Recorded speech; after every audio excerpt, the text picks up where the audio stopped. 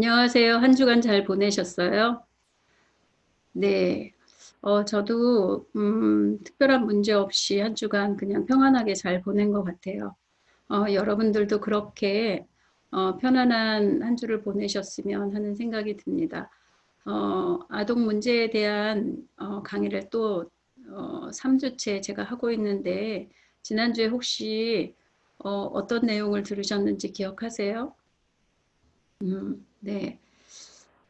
지금 저희가 하고 있는 수업은 아동 문제에 대한 이해에 대해서 서로 논의하는 시간인데요. 그중에서 아동 환경과 아동 문제에 관련된 연관성에 대해서 저희가 보고 있습니다. 지난주에는 아동의 발달과 관련된 문제들을 통해서 아이들이 어떤 심리적인 변화와 문제가 생기는지에 대한 것들을 들여다봤었죠. 첫 번째 아동 발달과 관련된 문제들에 대해서 혹시 어떤 것이 아동의 발달에 문제를 일으키는지 기억하고 계세요? 네, 그렇죠. 애착과 관련된 문제가 결국 아동의 심리적인 문제에 영향을 끼친다라고 제가 말씀을 드렸어요. 그래서 지난주 거를 한번 훑어보면 아동의 발달하고의 관계된 첫 번째 문제는 부모하고의 애착과 양육자와의 애착 관계가 어떻게 형성이 되었느냐에 따라서 아동의 심리적인 문제가 발생한다고 말씀을 드렸어요. 안정적인 애착을 가진 친구들도 있겠지만 양육자와의 관계에서 불완전 애착으로 인해서 회피를 한다든지 저항을 한다든지 아니면 혼란적인 어떤 애착 상태를 통해서 그것이 성장함으로 인해서 주변에 있는 또래와의 관계에도 문제가 생기고 발달상의 심리적인 정서적인 문제가 생김으로 말미암아 결국에는 학교에 간다거나 했었을 때 그 아이들이 어떤 폭력적인 문제로 인해서 상담실에 온다거나 아니면 그 이상의 또한 소아 우울증으로 인해서 또한 상담실에 오는 경우도 이제는 많이 있다고 저희는 알고 있어요. 그래서 부모하고의 애착 관계, 또 부모가 아닌 제2의 양육자와의 애착 관계가 아이들한테는 굉장히 큰 문제를 일으킨다라고 말씀을 드렸던 것 같아요. 그리고 두 번째 문제가 뭐였냐면 자아 개념에 대한 이미지죠. 셀프 이미지라고 제가 얘기를 해드렸는데 만 1세가 되면서 양육자와 엄마라고 얘기를 할게요. 엄마와 아이가 하나인 줄 알고 있었는데 어느 날부터 아이가 느끼는 거는 뭐냐면 엄마와 또 다른 하나의 존재라는 걸 알기 시작을 하죠. 그래서 처음 말하는 것들이 무엇이냐면 내가 해볼 거야, 내가 라든지 아니면 싫어 싫어라든지 하는 그런 단어가 처음 시작되면서 나타나는 행동은 뭐냐면 자기 스스로 무언가를 해보려고 하는 시도를 하기 시작하는 거죠. 그러므로 인해서 거기에서 생기는 자아 개념이 생기는데 부모나 양육자가 그것에 대해서 긍정적으로 양육을 한다면 이 아이는 자기가 뭔가 주도적인 생각을 가지고 목적에 맞춰서 행동을 하고 그것으로 인해서 자기가 뭔가 괜찮은 사람으로 인식하기 시작한다는 거예요. 그렇지만 그렇지 않은 양육 태도를 가진 부모 밑에서나 양육자 밑에서 자라는 아이일 경우에는 자기 자신에 대한 자아 개념이 부정적이어서 나는 뭔가 할 수 없는 아이, 저는 잘 못해요, 힘들어요 라는 어떤 부정적인 그런 말을 사용한다든지 아니면 소극적인 어떤 행동을 보임으로 인해서 자기 자신에 대한 자아 개념이 부정적으로 형성되는 것을 우리는 주변에서 자주 목격할 수 있다고 보시면 될 것 같아요. 세 번째는 자기 정서에 대한 이해와 조절 능력에 대한 발달을 저희가 들여다봤었어요. 자기 정서가 지금 부정적인 정서인지 아니면 긍정적인 정서인지에 대한 이해를 하는 거죠. 그래서 무엇 때문에 너무 좋아요, 내지는 기뻐요 라는 말을 할 수도 있고 또 무엇 때문에 기분이 언짢다거나 속상해요, 슬퍼요 라고 얘기하는 친구들은 자기 정서, 자기가 현재 느끼는 감정에 대한 것들을 이해하고 알아챈다라는 거죠. 그리고 그것에 대한 또 다른 발달은 뭐냐면 그 정서에 대해서 자기가 조절할 수 있는 능력을 키운다라는 거예요. 그래서 슬픈 거나 화가 났었을 때 그것을 그냥 곧바로 표현하기보다는 그것을 참는 어떤 그런 능력들 그런 것들을 키움으로 인해서 정서 조절을 잘 함으로 주변에 있는 또래와의 관계, 사회성이 발달할 수 있다라는 거죠. 그런데 만약의 경우에 자기 정서에 대한 이해도 불충분하고 그리고 그 정서를 조절할 수 있는 능력이 부족하다면 아이는 때로는 분노에 의해서 폭력성이 드러날 수도 있고 우울로 인해서 뭔가 소극적인 행동을 할 수 있음으로 인해서 그것이 하나의 아이의 발달에 문제와 영향을 끼친다라는 거예요. 그래서 이것들은 누구를 통해서 우리가 배운다고 그랬어요? 가장 먼저는 부모들을 통해서 우리가 그 정서를 배운다고 제가 말씀을 드렸을 거예요. 그래서 부모 간에 어떤 문제 행동을 일으킨다거나 문제가 발생했었을 때 그것을 풀어내는 능력이 만약에 화가 난 아빠가 화를 표현하는 데 있어서 물건을 던진다거나 소리를 지른다거나 누구를 때린다거나 하는 식으로 그 문제를 해결하거나 자기 감정을 조절한다면 아이도 고스란히 그것들을 지켜봄으로 인해서 그대로 답습되어서 친구와의 어떤 관계라든지 또래와의 관계에서 문제가 생겼을 때 그런 식으로 표현한다라는 거예요. 그래서 우리가 반드라의 어떤 그 모방학습이나 사회화를 통해서 그런 것들이 부모를 통해서 우리가 배우게 되고 또 주변에 영향력을 끼치는 어떤 누군가로부터 사회 정서적인 능력을 배운다라고 제가 말씀을 드렸던 것 같아요.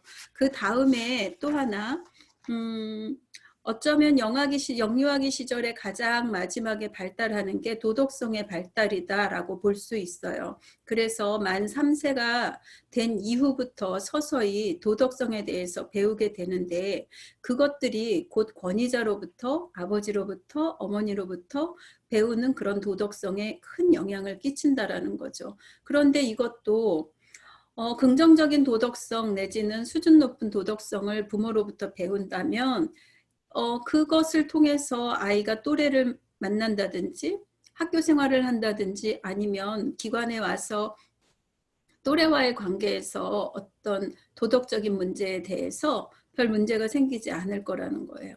그리고 사회와 가장 이렇게 긍정적인 방법으로 서로 협력한다거나 서로 도와가면서 어쩌면 긍정적이고 밝은 정서를 형성해 나갈 수 있을 텐데 도덕적인 어떤 그런 것에 대한 발달을 온전히 이루지 못했었을 때 그것이 하나의 시비거리가 되고 싸움거리가 되어서 또래와의 관계에서 또한 심리적인 문제 안에서 어떤 문제가 발생함으로 인해서 결국 상담실을 찾아올 수밖에 없는 그런 입장이 돼버린다라는 거죠.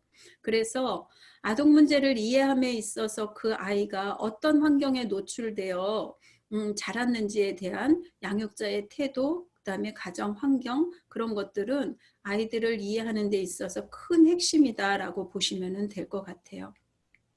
이번 시간에는 그 아동 문제를 이해하는 두 번째로 아동 환경에 대해서 좀 더 깊이 있게 살펴보려고 해요. 아동 환경이라 하면 가족이 우선 첫 번째겠죠. 가족은 아동이 최초로 경험하는 인간관계로서 가족 관계의 영향은 지배적이며 전생에 걸쳐 지속되기 때문에 아동 발달에서 가장 중요한 요인으로 꼽을 수 있습니다.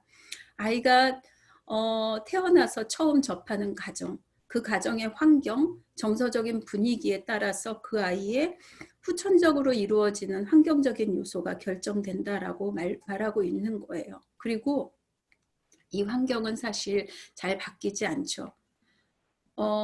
양육자의 태도가 쉽게 바뀔 것 같지만 사실은 그렇지 않아요. 그리고 엄마 아빠의 어떤 관계나 형제와 형제들 간의 어떤 관계에서나 그런 환경적인 문제는 한 번 주어지면 잘 바뀌지 않는 경우가 대부분이기 때문에 그 아동의 환경이 얼마만큼 그 한 인간에게 미치는 영향이 큰지는 많은 연구 자료를 통해서 이미 나와 있다라고 보시면 될 것 같아요.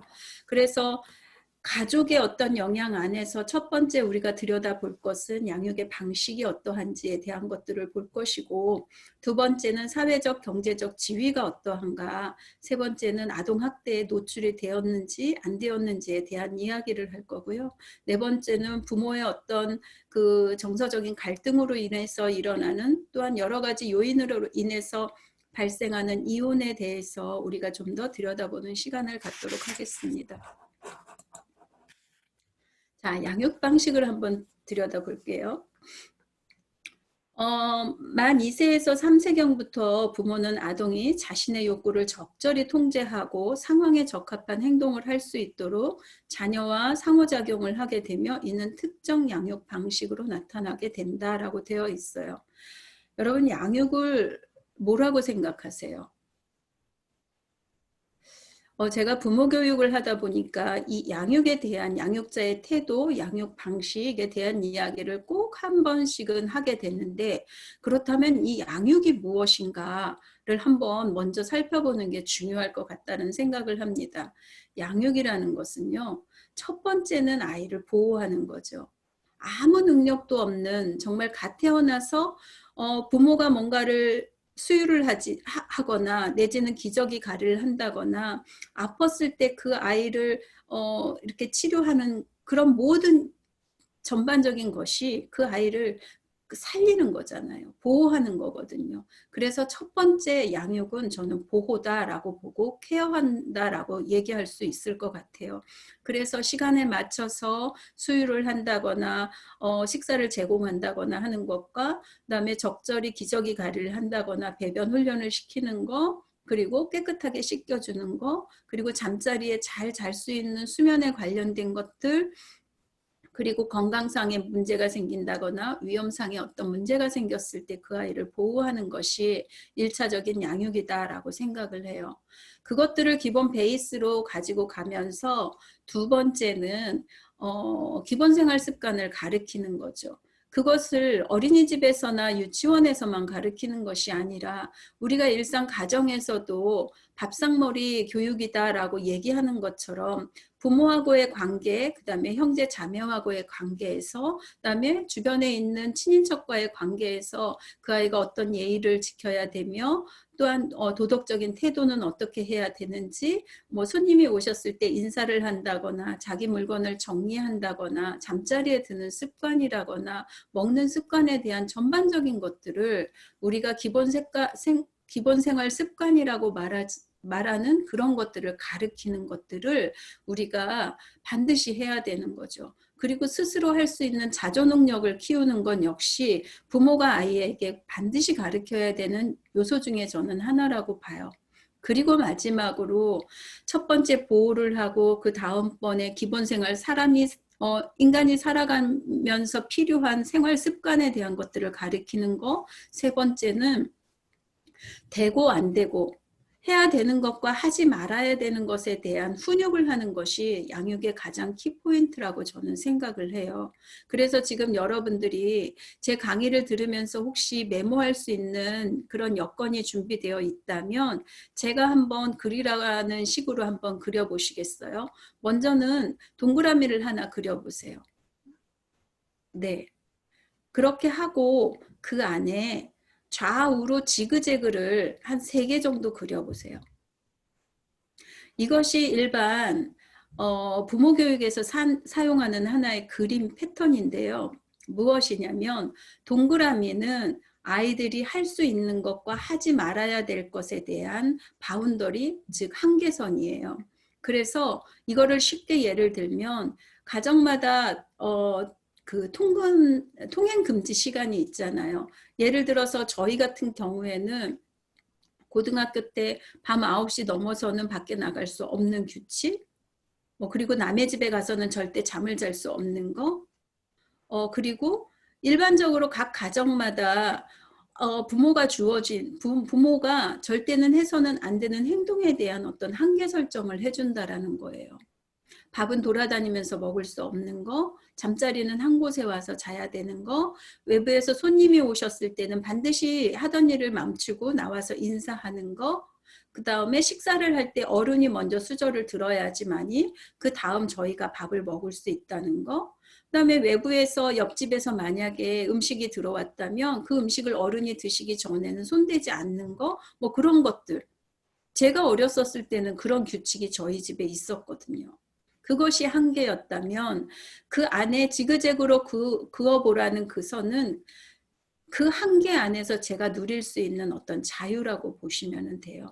그래서 한계와 자율성을 적절히 조절해 주어야지만이 아이가 어떤 규칙 안에서 어떤 도덕성 안에서 성장할 수 있다라는 거죠. 그런데 이것은 각 가정마다 달라요. 그 부모의 도덕적 수준에 따라 다르고 한계 설정을 만약에 어떤 집은 너무 가부장적이고 통제적인 부모라면 아마 6시 이후에 들어오는 거 절대 용납할 수 없어 라고 얘기하시는 분들도 있을 거고, 또 어떤 부모는 개방적이어서 아유 9시까지 어떻게 들어와, 더 놀고 들어와도 돼 라고 할 수 있고, 남의 집에 가서 잠자는 것도 허락할 수도 있고, 그거는 각자 다르다는 거죠. 여러분은 자라면서 어떤 부모 밑에서 어떤 한계선 안에서 자라셨는지는 모르지만 그것이 우리한테는 각자 기본이 되어서 지금도 여전히 우리의 그 생활 안에 녹여져 있다는 거예요. 그런데 우리가 어때요? 결혼하면서 서로 다른 기본이 다른 사람들끼리 만나죠. 그래서 여전히 싸우고 있는 거가 뭐냐면 그게 기본이잖아 라고 얘기하는데 그게 제 기본인데 남편의 기본은 또 다를 수 있는 거죠. 그래서 기본이 안 되어 있다라고 얘기하는 그것은 사실은 각자의 각 가정마다 한계선이 다르다라는 것을 서로 다름에 대해서 인정해 주는 것도 사실은 굉장히 중요하다라고 보시면 돼요. 이것처럼 각 가정마다 양육 방식이 다 다른 거죠. 그래서 적절히 통제하고 상황에 맞는 적합한 행동을 줄 수 있는 자율성을 주는 것은 각자 각 가정마다 다룰 수 있음을 여러분들이 미리 아셔야 된다라는 거를 제가 먼저 말씀을 드렸고요.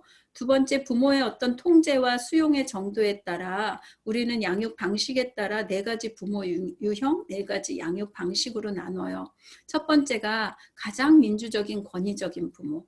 그래서 통제도 적절히 하고 수용도 적절히 해주는 부모를 권위적 부모 양육 태도다라고 얘기하고, 두 번째는 통제보다는 수용력 능력이 수용할 수 있는 것들이 더 많은, 그래서 너무 허용적인 부모라고 또 얘기하고, 권위주의적인 것은 조금 전에 제가 그림을 그려보라는 그것을 생각하면서 제 설명을 들으면 좋겠는데요.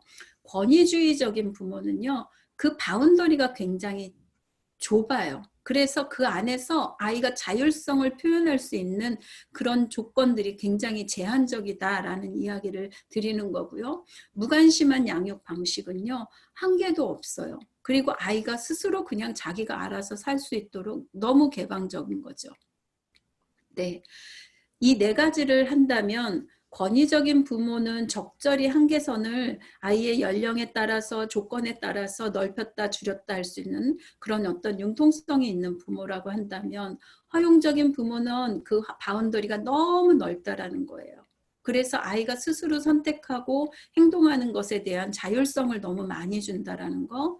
권위주의적인 부모는 그 동그라미 바운더리가 너무 좁아서 그 안에서 아이가 선택할 수 있는 것들이 너무 적다라는 걸 얘기하는 거고, 무관심한 부모는 이 바운더리조차가 다 무너져 있는 그런 가정이다라고 생각하시면 될 것 같아요. 가장 바람직한 것은 권위적인 양육 방식이라고 조금 전에 말씀을 드렸고, 부모는 자녀를 통제하고 규칙을 세우고 자녀의 행동에 대해 분명한 결과를 제시하는 부모를 우리가 권위적인 부모라고 얘기하고, 동시에 따뜻하고 수용적이며 자녀의 요구에 대해서 잘 깊이 있게 듣고 그것에 대해서 배려하는 부모를 이야기하죠. 이들의 자녀는 사회생활을 할 때 굉장히 독립적이고요. 또한 자기의 행동에 대한 결과까지 책임질 수 있는 그런 아이로 자라고요. 친사회적이고 자신감을 가지고 있어요. 왜냐? 적절히 부모로부터 수용받은 아이들은요, 자기가 괜찮은 사람으로 인정받았다라는 생각 때문에 자존감이 굉장히 높거든요. 그래서 모든 일을 할 때 자신감이 있다라고 보시면 돼요. 그런데 그 나머지 권위주의적인 부모나 허용적인 부모나 무관심한 부모의 경우 자녀의 행동에서 공격성이나 의존성, 낮은 자존감, 무책임함, 반사회적인 행동, 불안, 학교 문제 등이 나타날 수 있다라고 연구 결과 많이 나와 있습니다. 이 부모 중에서 어찌 보면은 가장 안 좋은 부모는 무관심한 부모인 경우이고요. 두 번째로 안 좋은 경우는 권위적인 부모래요. 권위주의적인 부모. 그리고 그 다음이 허용적인 부모라고 보시면 될 것 같아요. 적절히 아이의 연령에 따라서 한계 설정을 좀 더 넓혀주거나 좁혀주는 그런 융통성이 부모들한테 있어야 되고요. 스스로 선택할 수 있는 선택권을 뺏지 않는 거, 그것이 아이들의 자율성을 키우고 독립적인 행동을 할 수 있는 그런 능력을 갖추는 그런 방식이다라고 보시면 될 것 같아요. 자, 다음번에는 사회 경제적인 지위예요. 부모의 사회 경제적인 지위가 또는 사회 계층은 부모의 어떤 수입과 교육 수준, 직업 수준 같은 그런 요인들에 의해서 결정이 돼요. 부모의 사회 경제적 지위에 따라서 가정 환경의 조건이 가정의 환경 조건 내지는 사회적인 관계, 가치, 태도, 기대 같은 생활의 여러 측면에서 차이가 발생하죠. 그리고 빈곤한 가정의 아동은 발달이 지체될 수도 있고 학습 장애가 일어날 수 있고 학업의 실패가 일어날 수도 있고 행동 문제를 일으킬 수도 있고 심리적인 문제 같은 부정적인 발달 성과를 보일 가능성이 위험성이 높다라고 되어 있어요. 특히 빈곤이 오랫동안 지속되고 심각하면 아동의 생애 초기에 발생할 때 지속되고 심각하면 아동의 생애 초기에 발생할 때 그 영향이 가장 부정적이다라고 되어 있어요. 네, 이 부분에서 한번 살펴보면 아무래도 경제적인 지위가 안정적으로 되어 있으면 부모하고 부부간의 갈등도 조금 줄어들 수 있고요. 그다음에 교육의 수준이나 직업의 수준이 좀 높으신 분들이 아무래도 스트레스 상황에 노출되는 경우가 드물기 때문에 아무래도 아이가 좀 더 문제를 일으키는 확률이 적다라고 보는 것 같아요. 그리고 빈곤한 가정에 노출되어 있는 그런 아동일수록 부모가 맞벌이를 하느라고 더욱 바쁘고 그러므로 인해서 스트레스 상황에 노출되는 경우가 많을 거고 부부간의 갈등도 일어날 수 있는 그런 상황적인 요인들도 많을 거고 그러므로 인해서 아이가 케어를 받아야 되는데 진정한 케어를 받지 못한다거나 정서적인 안정감이 부족하여서 아이들이 문제 상황으로 빠지는 그런 경우가 아무래도 안정적인 가정보다는 좀 더 많지 않느냐라는 어떤 결과치가 많은 것 같아요. 그렇지만 이것이 다는 아니에요. 저는 개인적인 생각은 사회 경제적인 수준이 낮거나 부모의 수입이나 어떤 직업 수준이 낮다 할지라도 그 부모가 정서적으로 안정되어 있고 부부간의 관계가 좋다 그러면 경제적으로 조금 부족하다 할지라도 그것을 극복할 수 있는 문제를 해결할 수 있는 능력이 충분하다면 그것은 아이들한테 사회 경제적인 지위가 크게 영향을 미치지 않을 것 같아요. 그런데 부부가 정서적인 불안감이 높다거나 내지는 그런 위험 수위에 노출되어 있다면 사회 경제적인 지위가 높다 할지라도 아이들한테 문제가 발생할 수 있는 그런 확률은 또 예측 가능할 수 있는 거죠. 그래서 요즘에 나온 것들이 최근에는 중상류층의 아동이 부모의 과도한 성취지향적 기대와 압박감으로 인해 심한 갈등과 스트레스를 겪는 경우도 많고요. 저소득층 아동은 가족 내에서 보다 친근하며 사회적 적응 기술을 빨리 터득하고 어려운 상황에 대처할 수 있는 능력을 보유하고 있는 것으로 연구 결과 나와 있는 것들도 많아요. 그래서 돈이 많다고 해서 뭐든지 아이들이 잘 되고 문제를 일으키지 않는다라고 얘기할 수도 없고 돈이 적거나 직업이 변변치 않다고 해서 그 아이들이 반드시 그 가정의 아동들이 문제를 일으킨다라고 그렇게 양분화시켜서 얘기할 수 없다라고 저는 얘기 드리고 싶어요. 네. 자, 세 번째는 뭐냐면 아동학대에 관련된 이야기죠. 아동학대에는 신체적인 학대, 정서적인 학대, 그 다음에 성학대, 그 다음에 방임이 네 가지로 분류할 수 있죠. 신체적인 학대는 물리적인 힘을 가해서 아이들에게 폭력을 행사하는 것을 이야기하고, 그 다음에 성학대는 성적인 어떤 것들을 노출시킴으로 인해서 성학대 일으킨다라고 보면 되는 거고, 정서적인 것들은 여러 가지 요인이 있어요. 아이들을 기본적으로 아이들 앞에다 대놓고 그 아이의 어떤 자존심을 건든다거나 내지는 상처를 주는 말을 한다거나 습관적인 언어 폭력을 일으키는 것들 다 정서적인 폭력에 해당하죠. 예, 방임은 아이를 유기시킨다거나 내지는 아이들한테 필요한 것들을 적절히 제공해주지 못할 때 이것들을 방임이다라고 얘기할 수 있어요.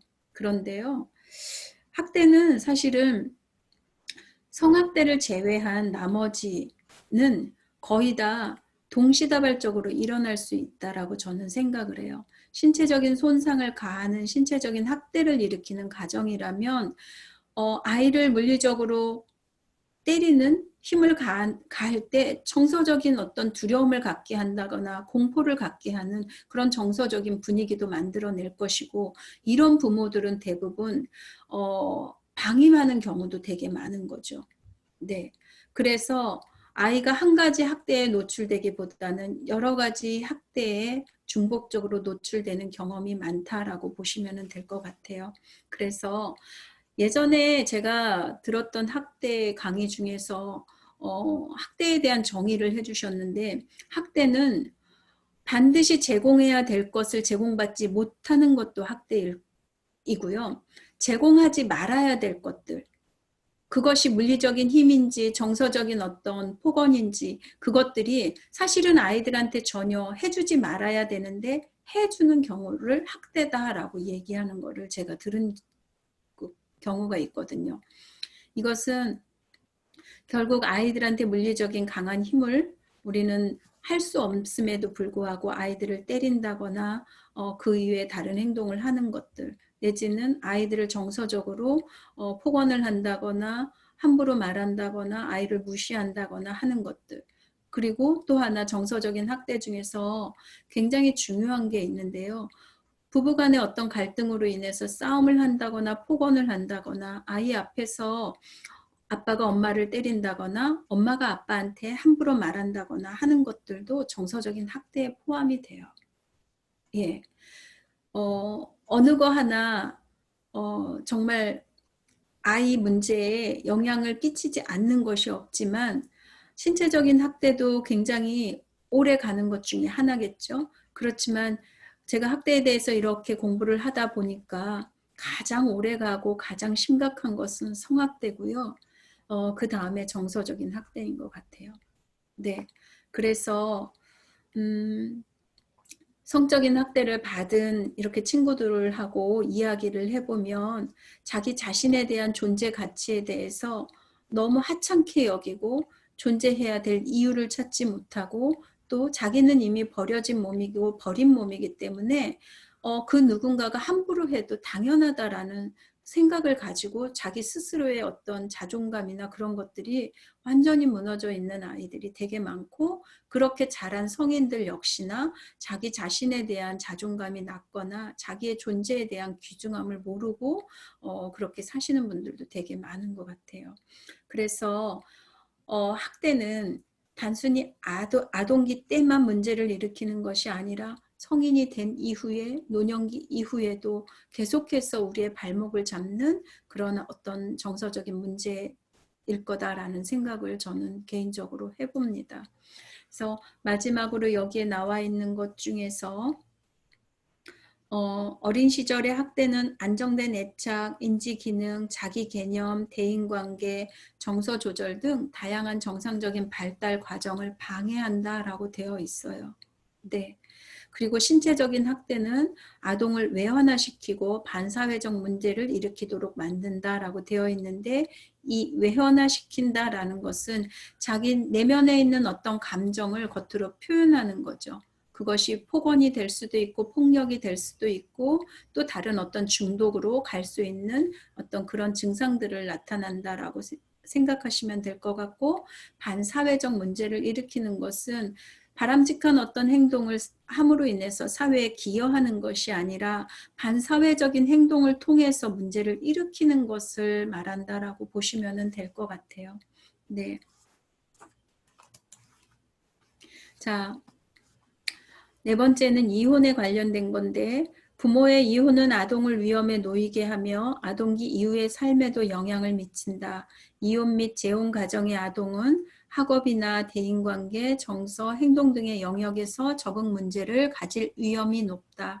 이혼의 영향으로 인한 결과에는 상당한 개인차가 있고요. 이혼으로 인한 영향은 부모의 특성, 아동의 특성, 이혼 가정에 따라 다르게 나타날 수 있다라고 되어 있어요. 가족의 형태가 굉장히 다양해지고 있는데 그 중에 하나가 한부모 가정, 그 다음에 조손 가정, 뭐 그런 가정들이 나타나고 있죠. 이혼을 한 가정을 우리가 결손 가정이다라고 칭하는 경우가 많고 이혼한 부모 밑에서 자란 아이들이 대부분 반사회적 행동을 많이 하는 거다라고 생각해서 선입견을 갖는 경우도 많아요. 그렇지만 저는 이 부분에 대해서 꼭 그렇지 않다라고 주장하고 싶어요. 왜냐하면 굉장히 부부 갈등이 심하고 뭔가 부부 안에서 가정 안에서 일어나는 문제가 굉장히 많았는데 그 문제를 일으키는 원인의 주체와 계속 살 것이냐 아니면 그 문제를 일으키는 그 사람과 헤어짐으로 인해서 안정감을 찾을 수도 있다라는 거예요. 만약에 남편이 계속적으로 뭔가 폭력을 행사한다거나 중독에 빠져 있는데 이혼을 하지 않고 계속해서 그 밑에서 부인과 내지는 아이가 살고 있다 그러면 남편으로 인해서 일어나는 여러 가지 사회적인 문제, 경제적인 문제, 정서적인 문제가 있을 수 있다는 거죠. 그런데 엄마는 올바른 태도를 가지고 있고 정서적으로도 안정감이 있는 사람이라면 만약의 경우에 남편과 문제를 일으키는 남편과 헤어지고 엄마가 아이를 돌봄으로 인해서 또 다른 긍정적인 모습이 나타날 수도 있다라고 저는 생각을 해요. 그래서 이혼한 가정이라고 해서 반드시 문제를 일으킨다라고 볼 수 없는 거죠. 오히려 이혼을 함으로 인해서 좋은 긍정적인 결과를 가지고 오는 것들을 저는 주변에서 보는 경우가 있어요. 그래서 반드시 이혼한 가정이 문제를 일으킬 것이다. 뭔가 결손 가정으로 인해서 반사회적인 문제를 일으키고 아동의 문제를 일으킬 거다라는 생각을 하지는 않아요. 네, 그렇지만 또 그렇다고 해서 이혼을 주장하는 사람도 아니에요. 할 수만 있다면 서로 정서적인 문제나 여러 가지 문제 행동을 고쳐서 바르게 한 가정이 온전히 성장하면 좋겠다라는 생각이 1차적인 거고요. 2차적인 것은 그것을 함으로 인해서 해보려고 노력은 했으나 안 됐었을 경우에는 2차적으로 이혼을 하는 경우도 가능하다라는 이야기를 하고 이것은 부모의 특성이나 어떤 아동의 특성에 대해 따라서 이혼의 결과는 상당히 다르게 나타날 수 있다는 것을 말씀드리고 싶습니다. 아동의 환경과 아동 문제의 또 두 번째는 또래 집단이에요. 이제 전후가 되면 영아는 점차 혼자 놀기보다는 다른 사람과 함께 놀기를 좋아하며 발달이 진행됨에 따라 또래 관계의 영향은 증가하는 경향을 보인다라고 되어 있어요. 부모와 안정된 애착을 형성한 영아는 또래 관계에서 굉장히 즐겁고 사이좋게 노는 안정된 모습을 보이고 이러한 특성은 유아기까지 지속되는 것뿐만이 아니라 아동기, 성인기, 노년기까지도 계속해서 문제를 지속적으로 영향을 미친다라는 거죠. 그래서 영유아기 시절의 부모와의 애착 관계는 사실은 굉장히 중요해요. 네. 그것이 또래와의 어떤 집단 활동에서도 나타나는 거고 또래와의 상호작용에서 나타나는 어떤 사회성과 친밀감의 발달, 협동심, 상호성 발달, 갈등을 협상하는 어떤 능력들, 경쟁하는 것들, 공격성을 자기 스스로 통제하는 것들, 어떤 성 정체성과 성 역할의 사회와 도덕성 발달, 그리고 공감 발달. 하여튼 정서적인 것으로 인해서 발달하는 모든 것들은 부모와의 관계가 우선 첫 번째 있고 그것이 잘 형성이 되었었을 때 결국 또래 집단과의 어떤 발달에도 굉장히 긍정적인 영향을 미친다라고 보시면 되고요. 또래 거부를 경험하였거나 사회적으로 위축되고 고립된 아동 또는 비행 친구와 어울리는 아동은 이후에 적응해서 어려움을 가질 수 있다라고 되어 있어요. 제가 강의 때 말씀드렸는지 모르지만 이번에 저희 기관에 새로 들어온 선생님 중에 한 분이 고등학교 시절에 왕따를 경험한 기억이 있더라고요. 그래서 그것 때문에 자신감이 떨어지고 그 다음번에 누구랑 이렇게 새롭게 사귈 때 굉장히 조심스럽고 혹시 나를 싫어하는 건 아닐까? 라고 생각하는 그런 것들이 뭐 순식간적으로 일어난다는 거예요. 무의식적으로. 그래서 이번에 이렇게 나눔을 통해서 그런 문제는 과거의 문제고 그런 생각이 또 든다면 그것을 이제 이성적으로 논리적으로 이렇게 아니다라고 분별할 수 있는 능력을 키워야지만이 더 이상 감정적으로 영향을 받지 않고 관계도 긍정적으로 맺을 수 있다라는 말을 해드렸거든요. 과거에 좋지 않은 기억, 어떤 거절감에 대한 기억, 그리고 이렇게 왕따에 대한 기억은 앞으로 이후에 어떤 자기 자신에 대한 가치관이나 내지는 이미지에 있어서 굉장히 많은 영향을 미친다라고 보시면 될 것 같아요. 네. 교사에 대한 것들도 아동의 환경 중에 중요 요소 중에 하나죠. 아마 부모 다음으로 가장 권위자인 교사가 어떻게 말하고 행동하느냐에 따라서 아이한테 미치는 영향은 굉장히 크다라고 저는 생각을 해요.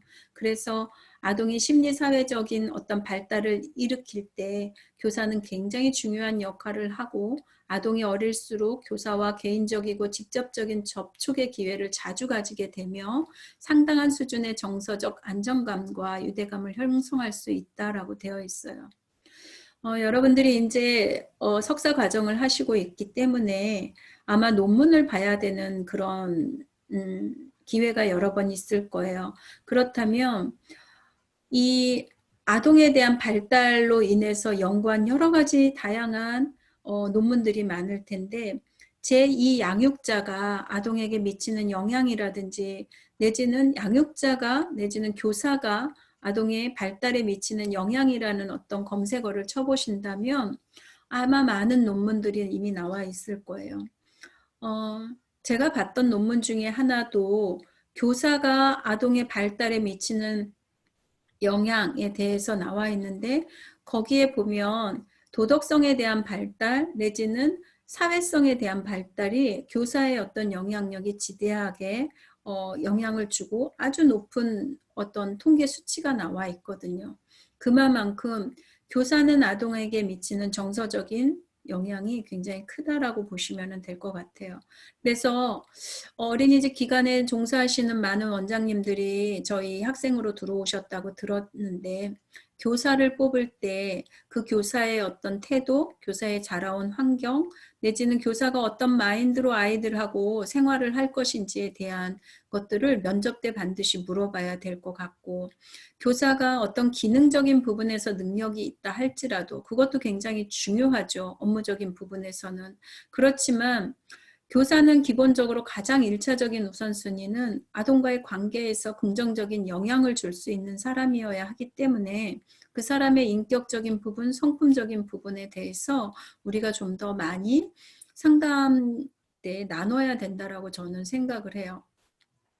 교사가 너무 말이 없어도요, 아이를 자극할 수 있는 기회가 부족하기 때문에 안 좋을 것 같고, 또 너무 자기 말만 해도 아이의 말을 귀담아 듣지 않기 때문에 또한 문제가 될 수 있을 것 같아요. 그렇지만, 저는, 이제, 교사를 뽑을 때 얘기하는 것 중에 하나가 뭐냐면, 어렸을 때 어떻게 놀으셨어요? 라고 얘기를 물어봐요. 어렸었을 때 어떤 놀이를 했고 어떤 놀이를 했을 때 가장 재미있었고 하는 것들. 잘 놀았던 사람들이 사실은 아이들하고도 잘 놀아요. 네.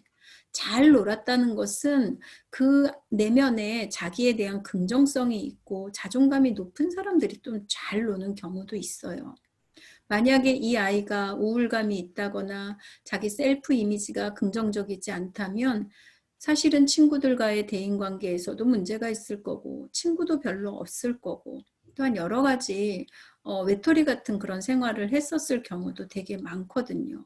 어쨌거나 잘 놀았다는 것은 놀이를 잘 계획하고 진행도 했을 뿐더러 자기 또래와의 관계도 좋았다라는 얘기를 들을 수 있는 거거든요. 그래서 여러분들도 교사를 뽑을 때나 채용을 할 때 그런 부분에 대해서 많이 생각하시고 질문지를 만든 후에 상담을 하면 참 좋겠다라는 생각을 해봅니다.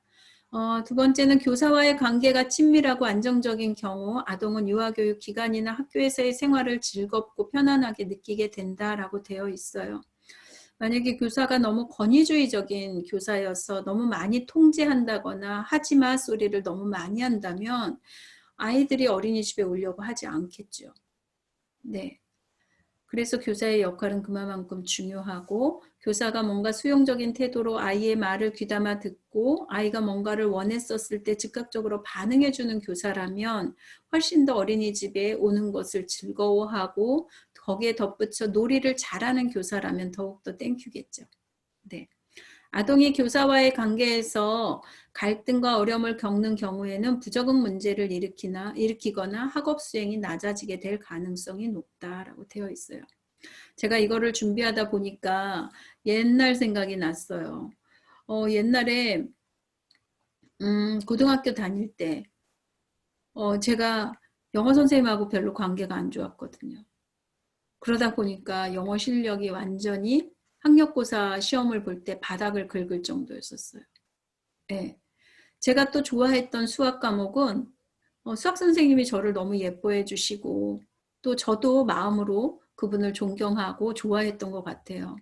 그래서 사실은 제가 문과 성향이 많은 사람임에도 불구하고 수학 공부를 열심히 했던 기억이 나거든요.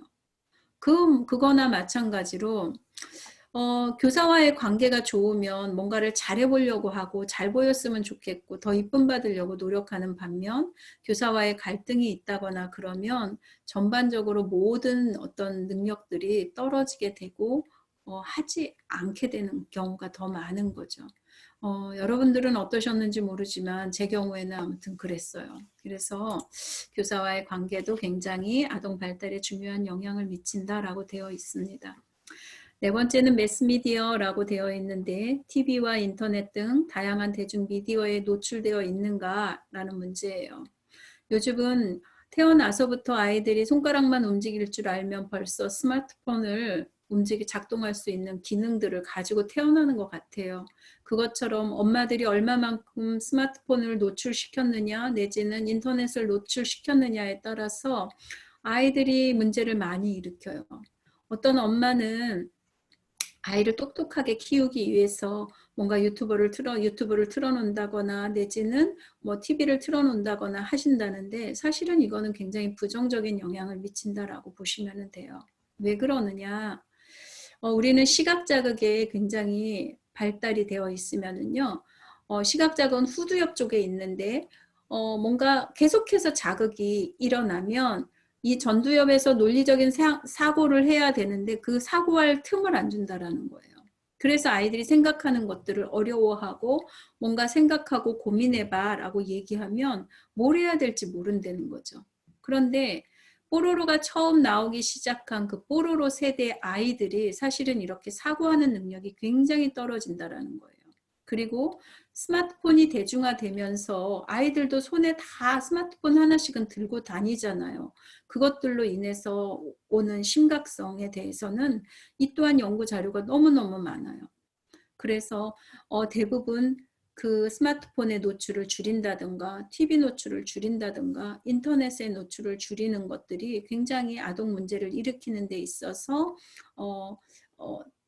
우리가 지양해야 되는 방법인 거죠. 그래서 건전한 매체 활용을 위한 교육이 제대로 이루어지지 않은 상태에서 TV나 인터넷에 무차별적으로 노출되면 나중에 게임이나 채팅 내지는 자극적인 영상물과 같은 그런 것에 중독될 위험이 많고 그곳에 뺏기는 시간들이 많다라고 보시면 될 것 같아요. 그래서 중독 상태에 빠지면 아동의 정상적인 발달을 방해하고 학업 성적의 하락과 대인관계 문제를 가지고 올 수 있다는 거죠. 아이들뿐만이 아니라 요즘은 중고등학생이나 청년이나 성인들조차도 이런 인터넷에 중독되어 있고 게임에 중독되어 있는 사람들이 너무 많은 것 같아요. 요즘 유행하는 요즘의 이슈는 N번방이죠.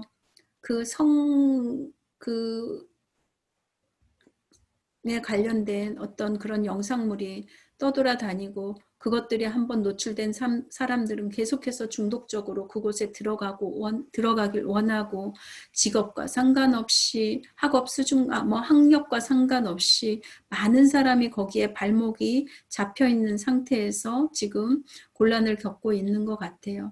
이것들의 시작은 사실은 대인관계가 잘 안 되는 사람들이 이런 중독에 빠지는 경우가 더 많다라는 그 연구 결과도 있습니다. 그래서 TV와 인터넷을 끊었었을 때 대인관계가 좋아지고 대인관계가 좋아지면 이것들로부터 자유로울 수 있다라는 결과가 이미 나와 있어요, 여러분. 자, 아동 문제 발달 경로와 관련 요인 해가지고 동일 결과론과 다중 결과론이 있는데 아동 문제는 갑작스럽게 나타나는 것이 아니라 발달 과정에서 아동이 가진 개인적인 특성과 환경적인 영향이 서로 상호 교류하는 과정에서 서서히 나타나는 거예요. 어느 순간에 친구를 잘못 사귀어서 우리 아이가 이렇게 됐어요 라고 하지 않는다라는 거죠. 그래서 대부분 환경을 통해서 내지는 서서히 나타나는 거예요. 대부분 중고등학교에 들어가서 친구를 잘못 사귀었다는 걸로 변명하시는 부모들이 많은데요.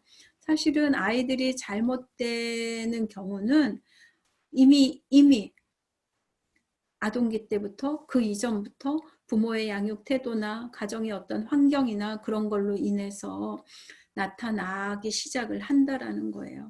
그리고 아동의 발달과 문제의 발생의 과정은 고정적인 것이 아니라 역동적이며 확률적이다라고 나와 있어요. 자, 이거에 대한 표가 나와 있어요. 우리가 표를 한번 살펴보면 경로가 하나, 두 개, 세 개로 인해서 여러 가지 문제의 요인이 있는 거죠. 한 가지 요인으로 인해서 어떤 결과가 나온 게 아니에요. 그리고 아동이 초등학교에 가서 내지는 유아기 후반부에 가서 반사회적인 행동, 폭력성들이 나타나는데 이것이 단순히 친구를 잘못 사귀어서 나타나는 것이 아니라는 거죠.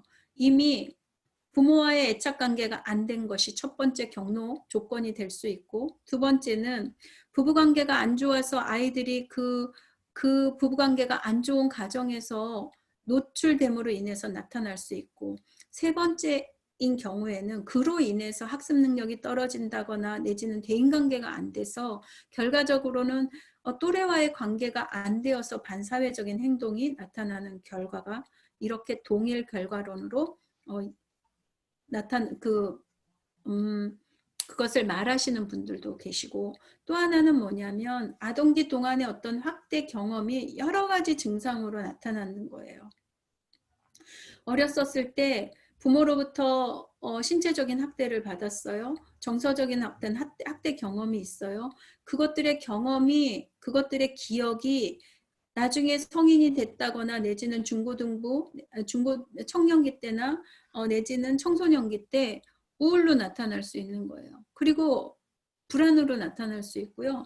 공격성으로 나타날 수 있는 거예요. 이거는 뭐냐면 하나의 어떤 사건으로 인해서 여러 가지 증상들이 나타난다라는 거죠. 네. 그래서 여러분들이 주변에서 한번 이렇게 반사회적인 행동을 하는 학생이 있다거나 아동이 있다면 주의 깊게 살펴보세요. 그 아이가 그렇게 될 수밖에 없었던 이유가 한 가지인지 아니면 여러 가지인지 내지는 어떤 한 가지 트라우마가 있음으로 인해서 그것이 우울로 나타날 때도 있고 불안으로 나타나고 공격성으로 나타나는 경우가 있다는 것을 우리는 조울증이라고 여러분 들어보셨는지 모르지만 조증과 울증이 왔다 갔다 하는 거를 말하는 거거든요. 어느 날은 너무 막 방방 떠 있는 사람처럼 그렇게 행동을 해요. 그런데 어느 날은 두문불출, 연락도 안 되고 핸드폰도 다 꺼놓고 집 바깥으로 나가지도 않고 하는 우울의 그런 시간들을 또 보내는 사람이 있어요. 이것들이 왔다 갔다 하는 것을 조울증이라고 얘기하는데 대부분 이런 식으로 어떤 경험, 어떤 좋지 않은 기억 그런 것들이 여전히 그 사람의 발목을 잡고 문제를 일으킨다라고 보시면 될 것 같습니다. 자, 아동 문제를 이해하는 데 있어서 동일 결과론과 다중 결과론이 있는 것에 대해서 여러분들이 이해했을 거라고 생각하고요. 자, 동일 결과론은 다양한 경로 또는 요인이 동일한 결과를 가져올 수 있다는 것으로 반사회적 행동에 이르는 경로가 다양하다는 연구 결과를 통해 알 수 있고요. 다중 결과론은 하나의 경험이 각기 다른 경로를 거쳐서 상이한 결과에 이르게 될 수 있다는 사실을 의미할 수 있다라고 되어 있고, 아동 문제의 발생 과정은 매우 복잡하고 다양하며 개인차가 크다라고 얘기할 수 있어요. 그래서 아동이 어떤 문제를 일으켰을 때 그것을 한 가지 원인으로 포커스를 맞추는 것이 아니라 여러 가지 발생 요인이 있을 수 있다라는 그런 열린 마음으로 그 아이의 행동과 원인과 어떤 발달 경로를 살펴보셔야 된다라고 말씀드리고 싶어요. 자, 여러 가지 위험 요인이 있는데 정신장애나 부적응의 발생 가능성을 높이는 개인적인, 심리적인, 사회적 변인을 의미하는 거고요. 몇 가지 요인이 한꺼번에 나타나는 경향이 있고 위험 요인들의 결합이 많아질수록 정신장애나 부적응을 일으킬 가능성은 더욱 크며 치유하기도 더 어려워진다라고 되어 있어요. 위험 요인이 언제나 특정한 결과를 가져오는 것은 아니지만 적응 유형성을 함께 고려해야 돼요. 여기에서 만약의 경우에 이 적응 레질리언스라고 하는 이 탄력성, 때로는 적응 유연성이라고 얘기하는데, 어렸을 때 학대를 받았어요. 그리고 굉장히 사회 경제적으로 어려운 상황에 아이가 노출되었고, 부모는 결손가정의 아이였고, 부부관계도 안 좋았고, 신체적인 학대, 정서적인 학대, 방임 내지는 유기, 그런 것까지 다 경험한 어떤 사람이 있다고 생각해 보세요. 그러면 아까 우리가 조금 전에 얘기한 어떤 그런 연구 결과로 친다면 그 사람은 계속해서 반사회적인 행동을 하고 결국엔 적응을 못하고 정신질환에 걸린다든지 정신병에 걸린다든지 신경증에 걸려서 불행한 일생을 살아간다라고 얘기할 수 있죠. 그렇지만 인간 안에는 적응 유연성, 즉 탄력성이라는 게 있어요. 그래서 그런 환경에 노출되었다 할지라도 그 사람이 가지고 있는 어떤 탄력성, 레질리언스에 따라서 전혀 반대적인 삶을 살아낼 수도 있다라는 거예요.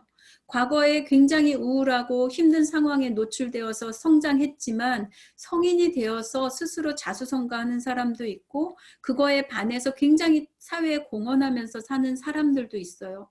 그것에 대한 원인, 그것이 그 사람이 가지고 있는 긍정성, 유연성이라고 우리는 얘기하는 건데, 여기에서 보면 발달에 대한 위협이 있을 때 효과적으로 그 위협에 대처하는 능력을 적응 유연성이라고 우리는 얘기를 해요.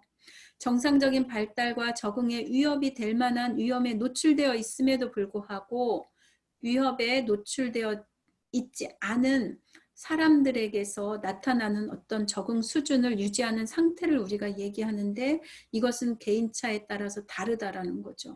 그래서 학대받았다고 해서 성인이 되어서 정신증을 가지고 있다거나 사회 부적응자로 산다라고 우리는 얘기할 수 없는 거예요.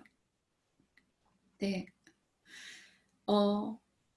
마지막으로 제가 말씀드리고 싶은 것은 이 적응 유연성의 보호 요인들은 상황에서 작용하는 위험 요인들을 상쇄해 주는 것으로 우리는 생각할 수 있는 거죠. 과거에 여러 가지 고통을 겪었지만 그것이 이 사람이 가지고 있는 긍정성으로 인해서 과거의 어떤 고통이나 어려움이 묻혀질 수 있다라는 거예요. 그리고 이 사람은 굉장히 긍정적인 요인으로 잘 살아낼 수 있다라는 거죠. 네. 그래서 이것들이 어떤 경로를 통해서 이 사람한테 영향을 미치는지는 사실은 밝혀내기가 되게 어렵지만 아동의 특성과 가족, 환경적인 특성, 부모의 특성 요인들은 각각 위험 요인과 보호 요인으로 작용될 수 있다라고 말할 수 있습니다. 여러분들이 혹시 시간이 되면 영화를 한 편 보셨으면 좋겠는데 윌 스미스라고 하는 주연 배우가 배우가 연기한 그 행복을 찾아서라는 영화가 있어요. 흑인인데 굉장히 불우한 환경 속에서 자랐고 결혼 상태도 굉장히 불우해서 결국 아이 하나 남자아이 아들을 데리고 사는 그 남자에 대한 실화를 영화화한 내용인데요. 이 사람이 굉장히 불우한 상황에서도 자기의 꿈을 포기하지 않고 결국에는 성공한 스토리를 얘기해요. 우리가 좀 전에 공부했던 것처럼 어떤 결정론에 의해서 인간의 삶이 결정된다면 이 사람의 과거의 그 많은 여러 가지 이유로 인해서 이 사람은 성공하면 안 되는 사람이에요. 그럼에도 불구하고 그 사람이 가지고 있는 어떤 긍정성, 탄력성, 어떤 보호 요인으로 인해서 어려움 속에서 그 어려움을 딛고 일어나서 성공하는 것들을 얘기하거든요. 그래서 이 사람이 가지고 있는 여러 가지 위험 요인이 있었지만 또 이 사람이 가지고 있는 자기 자신에 대한 긍정적인 보호 요인을 통해서 이 사람이 결국 성공했다라는 이야기를 여러분들한테 전해드리고 싶습니다. 오늘 강의는 이렇게 아동 발달에 영향을 미치는 아동의 문제에 대해서 저희가 지난 시간과 이번 시간에 걸쳐서 강의를 해드렸는데요. 여러분들이 이 강의를 들으면서 내 주변에 있는 아이, 내 주변에 있는 사람들을 들여보는 것이 아니라 그것도 중요하지만 여러분들이 나는 어떠했지? 라는 것들을 한번 들여다볼 수 있는 자기 성찰의 시간이 있었으면 참 좋겠다라는 생각을 합니다. 대부분의 여러분들이 제 강의를 듣고 있는 분들은 아마도 탄력성, 적응 능력, 보호 요인 그런 것들이 많은 분들이 이곳에 오셨다라고 저는 생각이 돼요. 지금도 사회 경제적으로는 굉장히 어려운 상황에 노출되어 있고 또한 여러분들이 일을 하면서 지금 이렇게 다시 공부를 시작하시는 분들이 많다라고 저는 알고 있는데 사실은 토요일 날 하루를 반납하고 이미 공부할 시기를 지났음에도 불구하고 이렇게 뭔가를 선택하고 공부를 다시 시작한다라고 한다면 여러분들 안에 여러분들을 믿는 자기 긍정성이 많다라고 생각을 하거든요. 이미 여러분들은 성공하셨다라고 저는 생각을 하고 아마도 여러분들이 계획하는 미래 내지는 여러분들이 맞이할 어떤 미래는 굉장히 긍정적인 일들이 많이 일어나지 않을까라는 생각을 해요. 저는 여러분들한테 부탁드리고 싶은 것은 여러분들이 이런 심리치료 세미나를 통해서 주변에 있는 어려운 사람들을 좀 더 돌아다 볼 수 있는 그런 여유, 그런 넉넉함이 여러분들에게 있었으면 좋겠고 그런 전문성이 여러분들한테 나타났으면 좋겠다라는 생각으로 이번 시간을 마무리하고 싶습니다. 나중에 대면할 수 있는 그런 시간이 되면 좀 더 많은 이야기들을 해보고 여러분들은 어떤 상황에서 그 탄력성을 가지고 회복하셨는지에 대한 이야기들을 서로 그룹 지어서 나눌 수 있는 시간이 있었으면 참 좋겠습니다. 들어주셔서 감사합니다. 다음 시간에 뵙겠습니다. 고맙습니다.